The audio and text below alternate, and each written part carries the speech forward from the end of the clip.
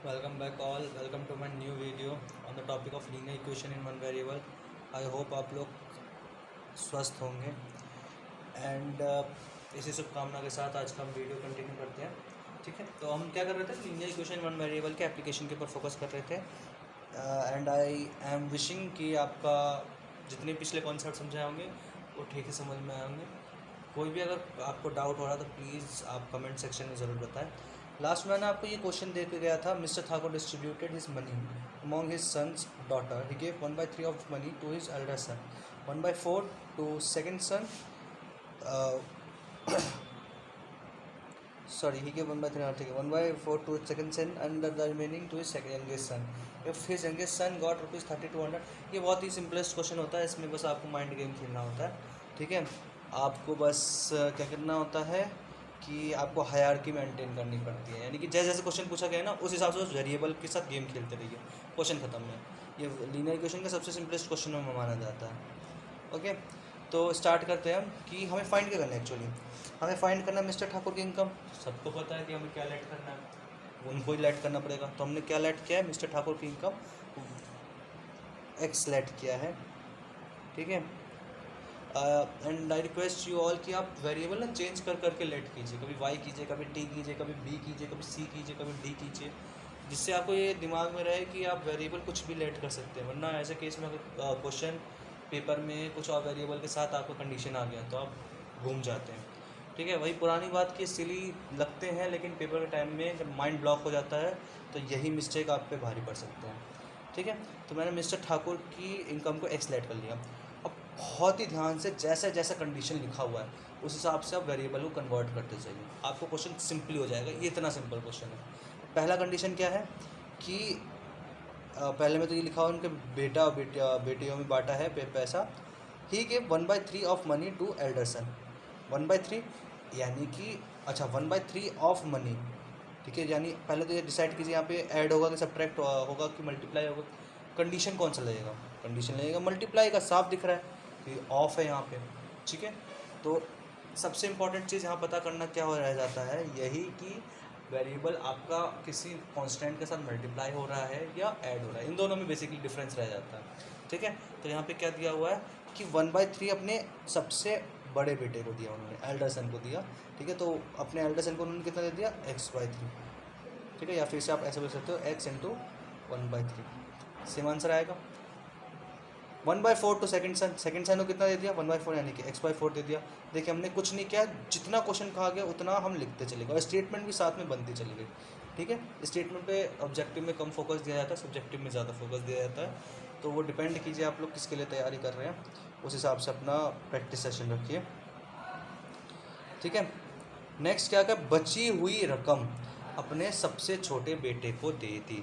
अब बची हुई रकम कितनी है उसके लिए मेरे को ये पता होना चाहिए कि बाट कितनी दी है।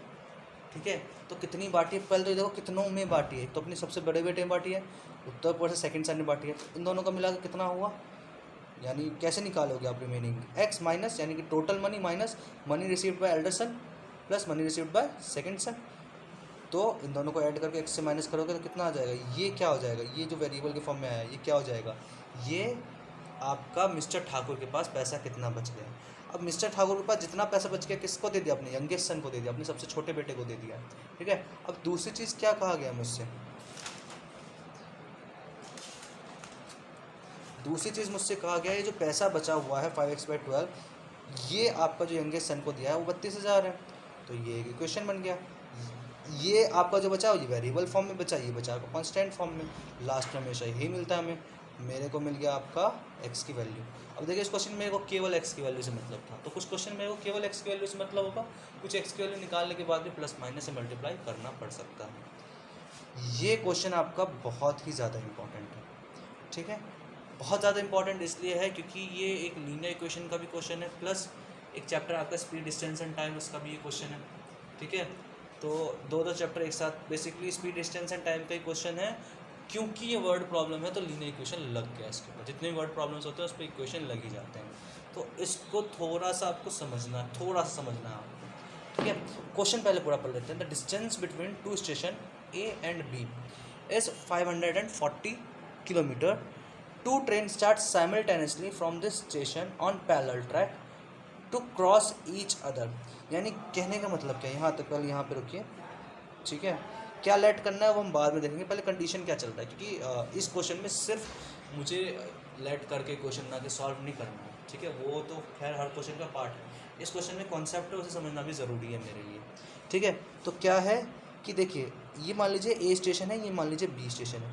मुझसे क्या कहा गया है कि पैरेलल ट्रैक्स, यानी पैरेलल ट्रैक्स यानी कि पैरेलल, आपको मालूम है दो लाइन जो मीट नहीं करते उन्हें पैरेलल लाइंस कहते हैं। पैरेलल ट्रैक्स मतलब कि ये एक ट्रैक ये है, एक ट्रैक ये है, क्योंकि सेम ट्रैक पे चलेगी तो एक्सीडेंट ही हो जाएगा। तो आपस में एक दूसरे ट्रैक पे चल रही है, ठीक है। एक आपका बी से ए की डायरेक्शन में आ रही है ट्रेन, एक बी ए से बी की डायरेक्शन में आ रही है, ठीक है। एक पॉइंट ऐसा आएगा जब ये आपस में करेंगे क्रॉस, ठीक है। इसके लिए आपकी चल रही है ट्रेन, ठीक है।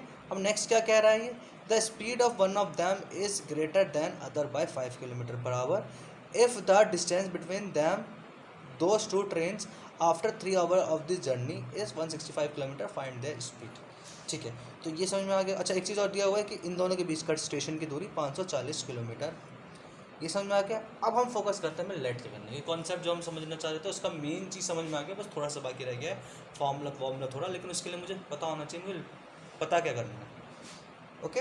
पता होना चाहिए पता क्या करना है मेरे को। तो क्या पता करना है, स्पीड पता करनी है, यानी दो ट्रेन निकल रही है, दोनों में से एक की स्पीड तो लेट करनी पड़ेगी। तो मैंने क्या किया, मैंने आपका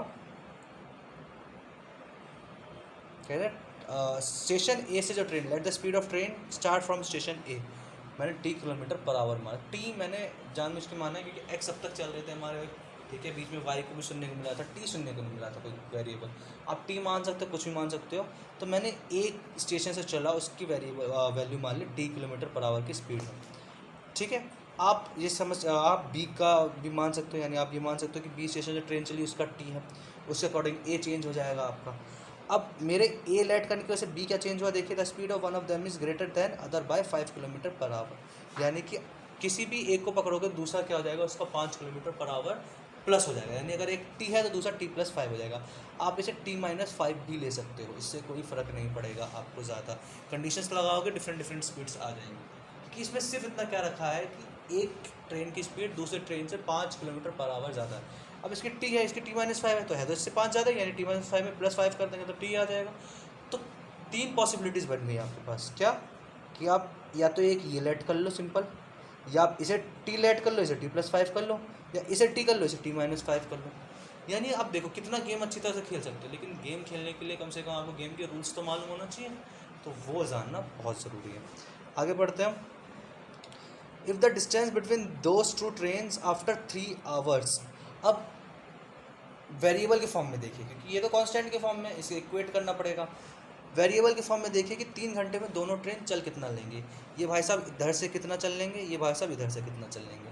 तो 3 घंटे में कितना चल लेंगे, डिस्टेंस का फॉर्मूला क्या होता है, very good, speed into time, ठीक है। स्पीड इनटू टाइम फॉर्मूला होता है, तो उस हिसाब से ट्रेनें कितना कवर कर लेगी, 3t, इसे मैं किलोमीटर लिख लेता हूँ, ओके। और आपका बी कितना कवर कर लेगी, 3t प्लस 5 किलोमीटर, ये ब्रैकेट में रहेगा, ये याद रखना बहुत ज़रूरी है। तो t प्लस 5 तो एक ही वेरिएबल है ना, तो इसका ब्रैकेट में रहना ज़रूरी है, ठीक है। यानी ये भाई साहब इधर से 3t आ गए इधर, ये भाई साहब इधर से 3t प्लस 5 आ गए इधर, ठीक है। इधर से 3t आ गए, इधर से 3t प्लस 5 आ गए। इसमें एक और चीज़ लिखा हुआ है क्या, कि उन दोनों के बीच की दूरी 165 किलोमीटर है, यानी ये भाई साहब ट्रैवल कर करके यहाँ तक आ गए ना, इस पॉइंट पे आ गए, और ये भाई साहब ट्रैवल करके यहाँ तक आ गए। इनकी बीच की दूरी कितनी है, 165 किलोमीटर। ये डायग्राम से आपको बहुत अच्छे से समझ में आएगा, अगर आप डायग्राम के थ्रू जाएंगे तो क्वेश्चन लेके बैठ जाएंगे, सोचते रहेंगे, नहीं हो पाएगा, डायग्राम के थ्रू फट सा नहीं हो जाएगा, ठीक है। अब इन दोनों के बीच की 165 दूरी है, यानी अगर मैं इस दूरी को और इस दूरी को ऐड ऑन कर दूँ तो मेरा टोटल डिस्टेंस आ जाएगा स्टेशन और स्टेशन बी के बीच में। बस यही कॉन्सेप्ट यहाँ पर लगा है, ठीक है। तो इसमें थोड़ा सा मैं समझूंगा शायद लेवल अप हुआ है आपका थोड़ा सा, ठीक है। तो इस क्वेश्चन को आई होप आपको 2 से 3 बार करना ही चाहिए, क्योंकि ये आपका आगे आने वाला एक चैप्टर स्पीड डिस्टेंस टाइम, उसमें बहुत ज़्यादा हेल्प करने वाला, और ये एप्टीट्यूड का भी बहुत तगड़ा क्वेश्चन है, ओके। तो इसको इक्वेशन सॉल्व करेंगे तो हमारे पास टी की वैल्यू आ जाएगी। टी क्या था, स्टेशन ए का आपका ट्रेन जो निकला उसकी स्पीड थी टी आ जाएगा, t+5 आ जाएगा। अब इसी केस में आपने मान लो कि इसको t लिया होता, इसको t-5 लिया होता, तो उस केस में आप क्या कहते हैं, वैल्यूज चेंज हो जाती है आपकी। ठीक है, तो इसमें कोई ज़्यादा गल नहीं है, इक्वेशन सॉल्व करते समय आपको आंसर मिल जाएगा। चलिए नेक्स्ट क्वेश्चन आपका बहुत ही इजी क्वेश्चन है, ठीक है, but at the same time बहुत क्रूशियल क्वेश्चन भी, क्योंकि ये क्वेश्चन मैक्सिमम टाइम पेपर में डाल देते हैं एंड बहुत इजी होता है, दो मार्क्स से ज़्यादा का क्वेश्चन है भी नहीं है। बट इसमें सबसे इंपॉर्टेंट चीज़ होती है लेट क्या करें, क्योंकि लेट बस में लेट चेक करना होता है, बाकी में तो लीनियर इक्वेशन में फंसते हैं हम लोग, इसमें बस लेट चेक करना होता है, हमें एज्यूम क्या करना है। क्वेश्चन है आपका कि find 3 consecutive even number whose sum is 324। देखने में आसान लग रहा होगा आपको, करने में भी आसान है एक्चुअल में, लेकिन इसमें प्रॉब्लम क्या है, हम लेट क्या करें। अब 3 नंबर, अब तक हम दो वेरिएबल के साथ ट्रीट कर रहे थे, 3 के साथ ट्रीट कैसे करें। 3 के साथ ट्रीट करने के लिए देखिए आप कि 3 कंसेक्यूटिव इवन नंबर हैं।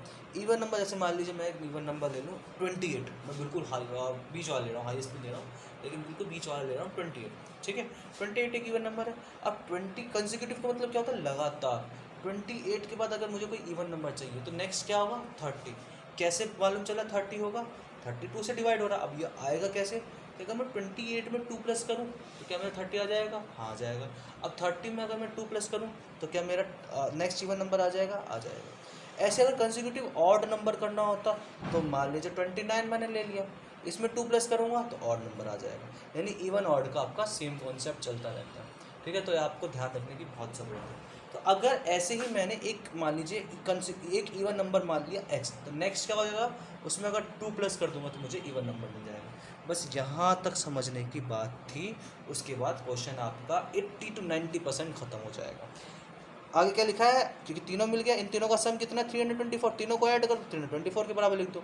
अब x की वैल्यू आ जाएगी, x की वैल्यू से शांत नहीं रहना, मुझे तीनों नंबर चाहिए, तो x+2 और x+4 की वैल्यू निकाल लो, सिंपल। अब यहाँ पे नेक्स्ट क्वेश्चन क्या है, सेम पैटर्न है, लेकिन क्वेश्चन क्या है, कंसेक्यूटिव नेचुरल नंबर। इसमें आप कहोगे इसमें डिफरेंस क्या है, इसमें डिफरेंस ये है कि इसमें नेचुरल नंबर है, और नेचुरल नंबर होते हैं, अगर मेरे को एक नेचुरल पता है, दूसरा नेचुरल नंबर कैसे प्राप्त करूँगा मैं, जस्ट में +1 कर दूँगा। तो क्या प्लस करना है, क्या मल्टीप्लाई करना है, कंसेक्यूटिव में सिर्फ इतना देखना होता है। ओके, तो आई होप आपको वीडियो पसंद आई होगी। बाकी आप क्वेश्चन देख सकते हैं, ठीक है, बहुत इजीली सॉल्व हुआ, दोनों को ऐड करके 51 के बराबर कर दिया, एक्स की वैल्यू निकाल के दोनों नंबर बता दिए, ठीक है। कल हम थोड़े से नेक्स्ट सेक्शन में हम थोड़े से तगड़े कॉन्सेप्ट लेंगे, ठीक है। इसमें हम डाउन स्ट्रीम अप स्ट्रीम बहुत ही इंपॉर्टेंट क्वेश्चन होता है, मतलब आपका एप्टीट्यूड का तो बहुत फेमस क्वेश्चन होता है, एंड आपका लेवल के लिए भी बहुत सही होता है, ठीक है। तो आई होप आपको उसमें मज़ा आएगा, और भी एक दो उसमें टॉपिक्स बचे हुए हैं, ठीक है। तो लास्ट लेवल के क्वेश्चन हम लास्ट वीडियो में देखेंगे अपने नेक्स्ट लीनियर इक्वेशन के, और प्रोबेबली वो हमारा लास्ट वीडियो होगा लीनियर इक्वेशन का, उसके बाद linear equation in one variable close करेंगे। बहुत ही ज़्यादा मेहनत लगी है इस पूरे सेशन को वो करने के लिए, लीनियर इक्वेशन को आपका सिंक्रोनाइज मैनर में बताने के लिए। तो I hope the same from you, आप भी इतनी मेहनत करेंगे जितना मेहनत किया है, और अगर वीडियो पसंद आ रही हो तो लाइक करें, शेयर करें, सब्सक्राइब करें।